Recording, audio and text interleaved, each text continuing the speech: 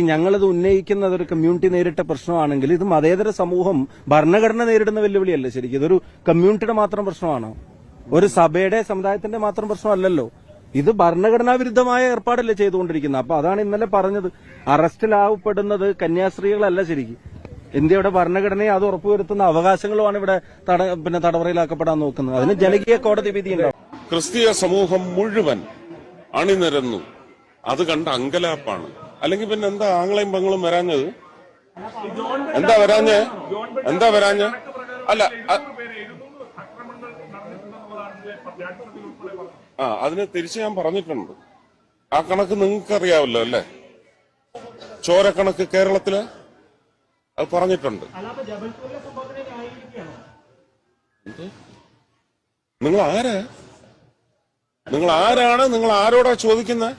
വളരെ സൂക്ഷിച്ച് സംസാരിക്കണം. മാധ്യമാരാ ഇവിടുത്തെ ജനങ്ങളാണ് വലുത്. Please be careful. ഏതാ ചാനൽ? ഏതാ നിങ്ങൾ? ഏതാ?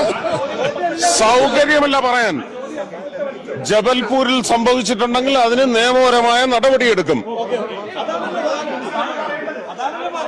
പിന്നെ നിങ്ങള് അതങ്ങ് ബ്രിട്ടാസിന്റെ വീട്ടിൽ കൊണ്ടുവച്ചാൽ മതി കേട്ടോ.